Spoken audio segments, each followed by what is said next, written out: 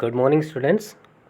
आज हम class 12th history chapter 5 through the eyes of travellers यात्रियों के नज़रिए से परसेप्शंस ऑफ सोसाइटी समाज के बारे में उनकी जो धारणाएं थी उनके बारे में पढ़ेंगे।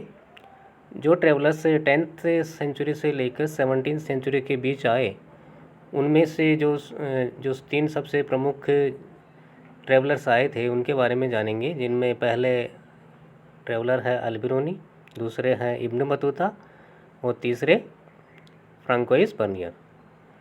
तो इन सब चैप्टर शुरू करने से पहले हम ये जानना चाहेंगे कि ट्रैवलर्स ट्रैवल क्यों करते होंगे। तो कोई भी ट्रैवलर ट्रैवल करने के लिए सबसे पहले क्यों करेगा? पहला तो काम की तलाश में, इन सर्च ऑफ वर्क।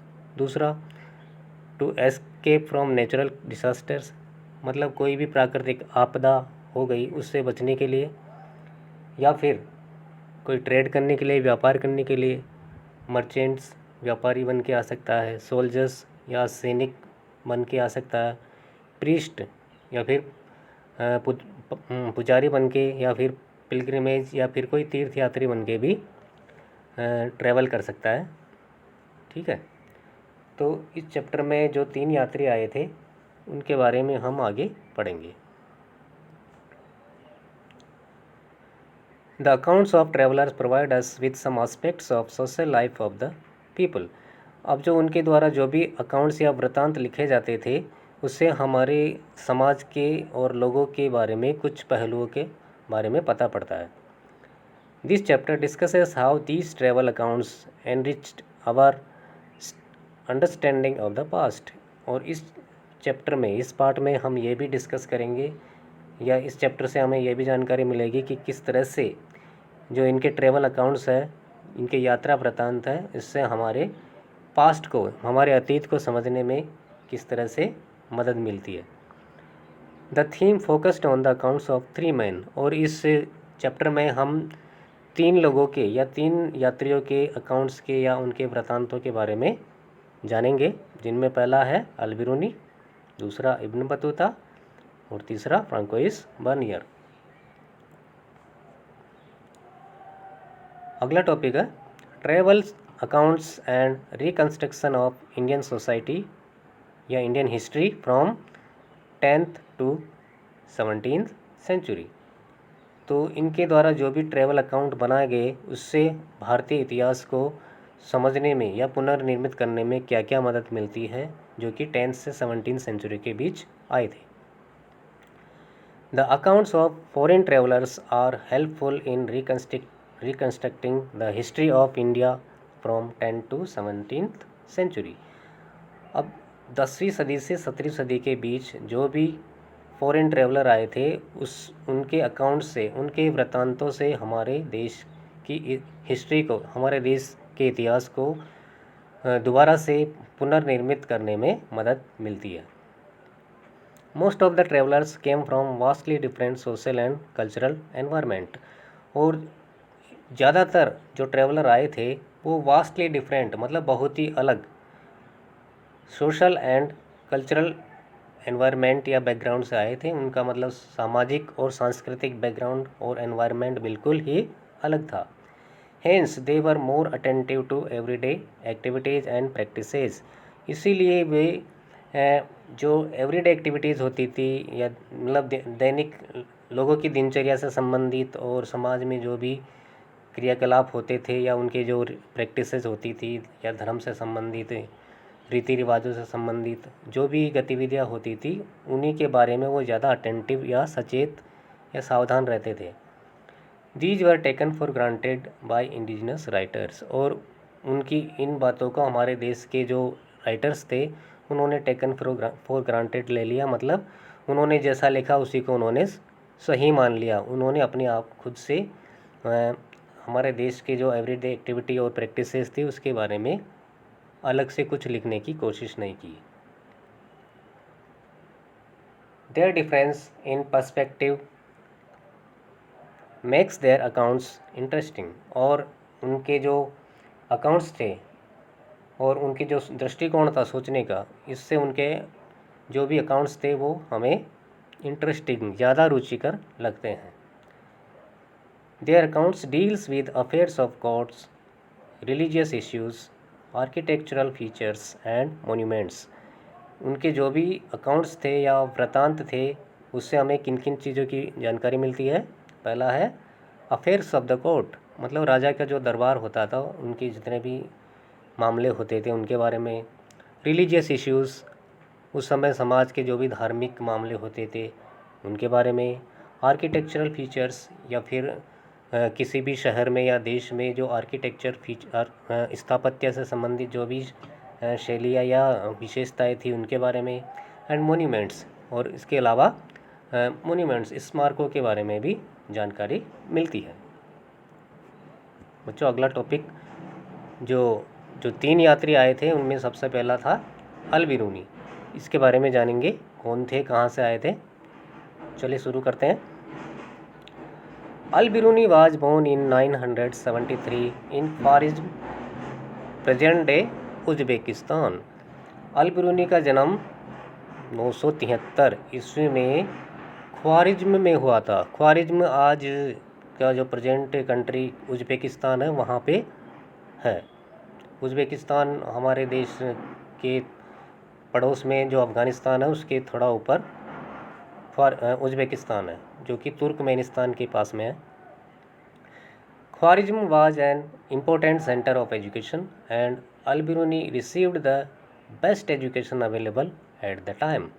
ख्वारिज़्म उस समय शिक्षा का बहुत बड़ा केंद्र था और अल बिरूनी ने उस समय की जो सबसे अच्छी शिक्षा थी वो ग्रहण की थी।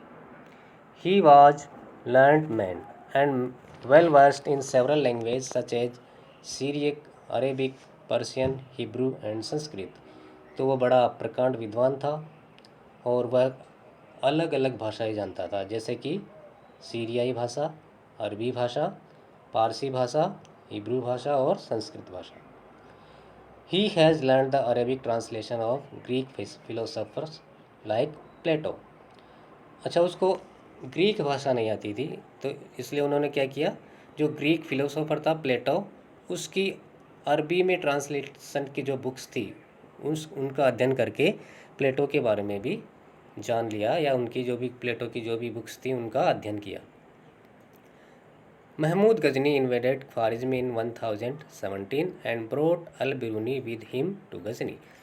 अच्छा, 1017 में क्या होता है, महमूद गजनवी या गजनी, जो कि गजनाविड एम्पायर का रूलर था, उसने 1017 में ख्वारिज़्म पे हमला कर दिया और अल बिरूनी को बंधक बना के अपने साथ ले गया गजनी। तो अल बिरूनी उसके साथ एक गुलाम के रूप में गजनी चला जाता है। When the Punjab became a part of Ghaznavid Empire, Al-Biruni, who also followed Ghazni and settled there। जब गजनी पंजाब को अपने कब्जे में ले लेता है तो पंजाब भी गजनाविड एम्पायर का अपना एक हिस्सा बन जाता है। तो अल-बिरूनी भी उसके साथ पंजाब आ जाता है और वहीं सेटल हो जाता है।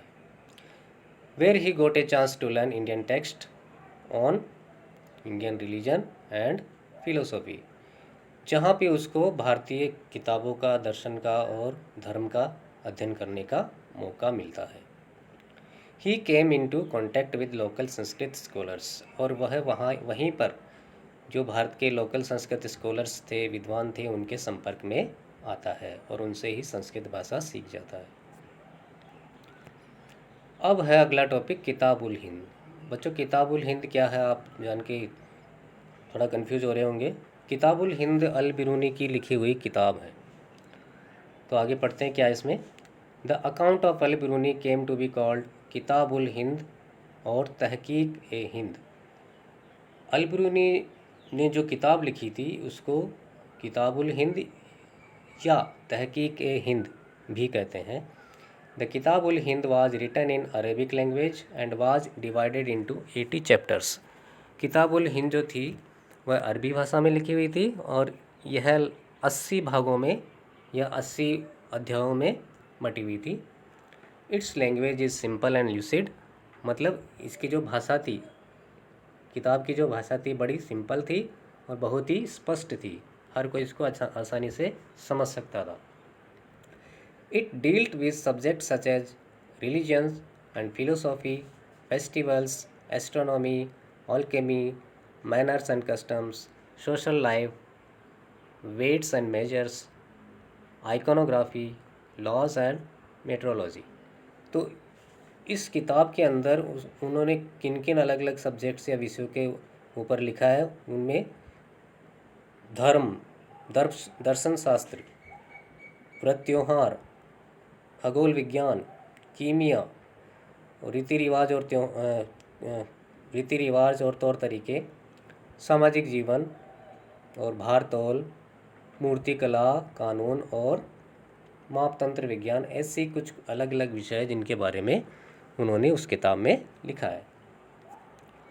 Al Biruni has adopted a mathematical approach. अब अल-बिरूनी का दृष्टिकोण थोड़ा अलग था। उसने उस किताब को लिखने में थोड़ा गणितीय दृष्टिकोण अपनाया था। He begins each chapter with a question. अब वो गणितीय दृष्टिकोण कैसे अपनाया उसने हर चैप्टर को एक क्वेश्चन के साथ शुरू किया है। जैसे 80 चैप्टर है तो उसमें लगभग मैक्सिमम चैप्टर्स में उसने क्या किया कि शुरुआत में ही एक क्वेश्चन उसने रेज कर दिया, उठा दिया। Followed up with a description. उसके बाद उसका उन्होंने डिस्क्रिप्शन दिया या थोड़ा आगे विवरण देता है। And comparison of culture. उसके बाद वो अलग अलग देशों की जो कल्चर्स हैं उनके बीच में कंपैरिजन करता है। Scholars viewed this method is result of his mathematical orientation. अब जो स्कॉलर्स थे, विद्वान लोग जो थे, उन्होंने उसके इस मेथड का प्रमुख कारण बताया कि अल-बिरूनी गणित की ओर ज़्यादा अभिमुख थे या उनका झुकाव गणित की ओर ज़्यादा था, इसलिए उन्होंने ऐसा दृष्टिकोण अपनाया था। बच्चों, अब अगला टॉपिक है making sense of an alien world, Al Biruni and the सांस्कृतिक traditions. Making sense of an alien world मतलब एक अपरिचित संसार की समझ, और अल-बिरूनी और सांस्कृतिक जो परंपरा थी, संस्कृतवादी परंपरा थी, उसके बारे में इसमें बताया गया है। तो इस टॉपिक में आगे हम पढ़ेंगे कि उसको कुछ बैरियर्स या कुछ बाधाओं का सामना करना पड़ा था भारतीय समाज को समझने में, तो वो बाधाएं उसी के बारे में इसमें हम जानेंगे। The barriers that Al Biruni observed in understanding the Indian society. भारतीय समाज को समझने में उसको कुछ 2-3 बाधाओं का सामना करना पड़ा था। वो बाधाएं क्या क्या थी या रुकावटें क्या क्या थी, वो इसमें जानते हैं। Al Biruni discussed several barriers that obstructed the understanding of Indian history। Al Biruni ने बहुत सारी मतलब 2-3 ऐसी बाधाओं का या रुकावटों का जिक्र किया है जिसने उसको भारतीय इतिहास को समझने में रुकावट पैदा की। द फर्स्ट बैरियर, तो सबसे पहली जो रुकावट थी या बाधा थी वो थी language. The first barrier was language. पहली बाधा थी भाषा। To him, Sanskrit was so different from Arabic and Persian, and the idea and concepts could not be easily translated from one language to another। उसके लिए संस्कृत भाषा बड़ी अलग थी और उसको थोड़ा समझ में भी नहीं आ रही थी, थोड़ी उसके लिए डिफरेंट थी। और different from Arabic and Persian, वह अरबी और फारसी भाषा को बड़ी अच्छे से जानता था, उससे वह बड़ी अलग थी। ठीक है। And the ideas and concepts could not be easily translated from one language to another. और संस्कृत के जो आइडियाज़ और कॉन्सेप्ट्स जो थे, विचार और जो उसकी अवधारणाएँ थी, वह एक भाषा से दूसरी भाषा में आसानी से ट्रांसलेट या अनुवाद नहीं की जा सकती थी। The second barrier was that Al Biruni identified was the difference in religious beliefs and practices. अच्छा, दूसरी बाधा जो बताता है वो ये कहता है कि अल-बिरूनी जो भारत के अंदर आके अलग अलग जो रीति रिवाज, धार्मिक मान्यता, विश्वास, प्रथाएं वो देखता है, तो उसको उन सब जो रीति रिवाज और विश्वास थे उनको पहचानने में उसको बड़ी बाधा महसूस हो रही थी, क्योंकि भारत एक बड़ा विशाल देश था। इसमें अलग अलग धर्म थे और अलग अलग धर्मों में भी अलग अलग रीति रिवाज, परंपराएं और प्रथाएं निभाई जाती थी। तो उन सब प्रथाओं और रीति रिवाजों को अल-बिरूनी अच्छे से समझ नहीं पाया। इस वजह से भारतीय समाज को समझने में उसे दूसरी बाधा यही लगी कि समाज में अलग अलग प्रकार के रीति रिवाज, प्रैक्टिस और रिलीजियस बिलीफ मौजूद थे। The third barrier was the self absorption and consequent insularity of the local population. अच्छा, तीसरा बैरियर जो या तीसरी बाधा उसको जो लगता है वो यह मानता है कि यहाँ के लोगों की संकीर्णता और घमंड, अभिमान जिसको बोल सकते हैं या घमंड बोल सकते हैं। यहाँ के लोग एक तो घमंडी थे या सेल्फ अब्जॉर्प्शन मतलब वही जो अपने आप में ही लीन हो, किसी दूसरे से मतलब नहीं रखना हो, जिसको हम एक तरह से अभिमानी या घमंडी बोल सकते हैं। इसके अलावा कॉन्सिक्वेंट इंसुलिटी, इसके वजह से वो उनकी जो मानसिकता थी एक तरह से संकीर्ण हो गई थी, संकीर्ण, ठीक है, इस वजह से भी उसको भारतीय समाज को समझने में बड़ी दिक्कत हुई। तो इसके फलस्वरूप उसने क्या किया, he dependent mainly on the works of Brahmins and often quoted from Vedas and Puranas, the Bhagavad Gitas, the works of Patanjali and the Manusmriti। इसीलिए वह किस पे डिपेंड हो गया, ब्राह्मणों द्वारा लिखी हुई किताबों पर, जैसे कि गीता, भगवद गीता, वेद, पुराण, पतंजलि के द्वारा लिखे गए जो किताबें थी, या फिर मनुस्मृति। तो ये सारे ब्राह्मणों द्वारा लिखी हुई किताबें थी, उन्हीं के ऊपर वो डिपेंड रह गया। और मतलब उसने भारतीय समाज को समझने में बाकी दूसरे लोगों की सहायता लेनी चाहिए, लेकिन दूसरे लोग उसकी सहायता नहीं कर पाए। इस वजह से उसको ऐसे भारतीय समाज को अच्छे से समझने में बाधाएं महसूस होने लगी। अगला टॉपिक है बच्चों, Al Biruni's description of the caste system.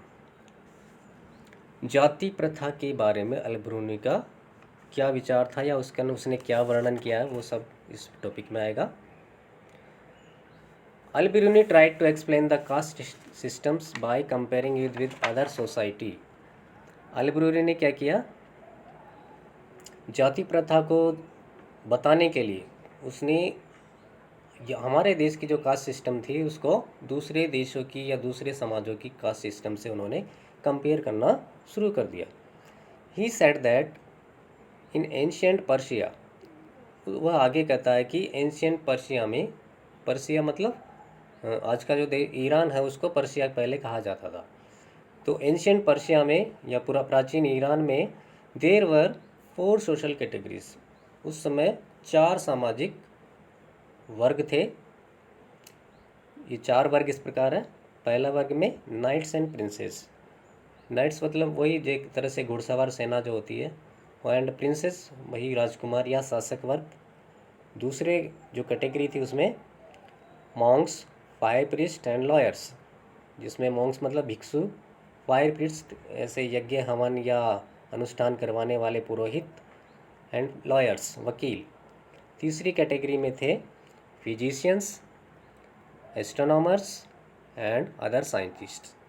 तो तीसरी कैटेगरी में या तीसरे वर्ग में थे एक तो डॉक्टर या चिकित्सक, फिर एस्ट्रोनॉमर्स यानी खगोल वैज्ञानिक, और दूसरे साइंटिस्ट। चौथी और जो अंतिम जो श्रेणी थी उसमें थे पीजेंट्स एंड आर्टिसन, जो कि ये साधारण वर्ग के लोग थे, किसान और दस्तकार या शिल्पकार या कलाकार, जो कि अलग अलग काम करते हैं, वो सारे मिलके कैटेगरी 4 में आते हैं। आगे वो कहता है he tried to understand the social division were not unique to India. वह आगे ये कहना चाहता था, उसने आगे कहा कि सामाजिक जो वर्गीकरण है वो भारत में यूनिक नहीं है, मतलब अनूठा या विचित्र नहीं है कि केवल ये भारत में ही है, कहीं और नहीं है, ये दूसरे देशों में भी हो सकते हैं या होते हैं। He pointed out that within Islam all men were considered equal and difference was based on only the observance of piety. वह आगे कहता है कि इस्लाम में सारे मनुष्य समान माने जाते हैं, मतलब उनमें कोई भेदभाव नहीं होता है, और जो केवल डिफरेंस होता है वो केवल उनमें जो धर्म के पालन से संबंधित होती है उसी में होती है। बाकी मनुष्य में कोई भेदभाव नहीं होता। जैसे हिंदू धर्म में जाति के आधार पर भेदभाव होता है, वैसे इस्लाम धर्म में या मुस्लिम धर्म में कोई भेदभाव नहीं होता है। He described about the four varnas such as ब्राह्मण, क्षत्रिय, वैश्य एंड शूद्र। फिर वो आगे 4 वर्णों के बारे में भी बताता है कि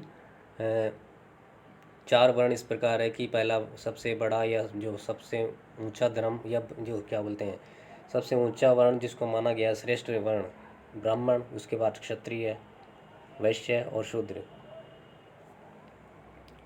but he did not accept the Brahmanical notion of pollution. उसने ब्राह्मणिकल वर्ण व्यवस्था को तो स्वीकार कर लिया, लेकिन उसने जो ब्राह्मणिकल विचारधारा थी जिसको पोल्यूशन या जिसको बोलते हैं अशुद्ध हो जाना या अपवित्र हो जाना, उस विचारधारा को स्वीकार नहीं किया। जैसे जाति के आधार पे पोल्यूटेड हो जाते हैं लोग, तो ब्राह्मण कहते थे कि ये अछूत है, इसको छूने से हम भी अपवित्र हो जाएंगे या ये हमेशा अपवित्र ही रहेगा, ये कभी पवित्र नहीं हो सकता या शुद्ध नहीं हो सकता। तो ये इस विचारधारा को जो कास्ट के आधार पे थी अल ब्रूनी ने स्वीकार नहीं किया। He said that everything which falls into a state of impurity strives and succeeds in regaining its original condition और purity। वह आगे कहता है कि हर वो चीज़ जो कि अशुद्ध हो जाती है या अपवित्र हो जाती है, वह अपने आप को वापस उसी पुरानी स्थिति में यानी पवित्र होने के लिए या शुद्ध होने के लिए कोशिश करती है, और वो तब तक कोशिश करती है जब तक कि वह शुद्ध या पवित्र न हो जाए। फिर वो आगे कहता है the sun cleanses the air and the salt in the sea prevents the water from becoming polluted. जो सूर्य है वो हवा को शुद्ध करता है, and the salt in the sea prevents the water from becoming polluted. और जो समुद्र के अंदर जो नमक है वो समुद्र के पानी को दूषित या अशुद्ध होने से बचाता है। According to him the notion of pollution which was intrinsic to caste system was against the law of nature। उसके अनुसार जो पोल्यूशन की जो विचारधारा है वह जो प्रकृति का जो नियम है उसके खिलाफ है। जाति प्रथा का जो पोल्यूशन वाला नियम है वो है प्रकृति के जो नियम हैं उसके खिलाफ है, क्योंकि हर व्यक्ति अपने आप को अपनी पुरानी स्थिति में यानी शुद्धता के रूप में या पवित्रता के रूप में वापस लाने की कोशिश करती है। लेकिन ये ब्राह्मणिकल जो आइडिया है या विचारधारा है यह प्रकृति की उस नियम की अवहेलना करती है, इसलिए यह प्रकृति के नियम के खिलाफ है। अल बिरूनी's description of caste system was deeply influenced by his familiarity with normative Sanskrit texts which laid down the rules governing the system from the point of view of the Brahmins। अल बिरूनी ने जो भी कास्ट सिस्टम के बारे में अपना वर्णन या विवरण दिया है वो बहुत डीपली, बहुत गहरे रूप से जो नॉर्मेटिव संस्कृत टेक्स्ट थी, जो कि नियामक संस्कृत ग्रंथ थे, उससे बहुत गहनता से प्रभावित थे, जो जिसमें कि नियम कानून ब्राह्मणों के पॉइंट ऑफ व्यू से ही लिखे गए थे। ब्राह्मणों ने अपनी सुविधा के आधार पे उन सब में संस्कृत टेक्स्ट में अपनी सुविधा के आधार पे ही सारे नियम कानून लिख दिए। उन्होंने अपने आप को सर्वश्रेष्ठ साबित कर दिया और बाकी सबको, बाकी 3 वर्ण हैं उनको अपने से नीचे साबित करने की कोशिश की। और इसी वजह से अल बिरूनी के जो जितने भी जो डिस्क्रिप्शन थे कास्ट सिस्टम से रिलेटेड वो मुख्य रूप से ब्राह्मणिकल संस्कृत ग्रंथों से प्रभावित थे। तो बच्चों अभी हमारा अल बिरूनी से संबंधित टॉपिक ख़त्म होता है। अगले वीडियो में हम इब्न बतूता के बारे में पढ़ेंगे। धन्यवाद।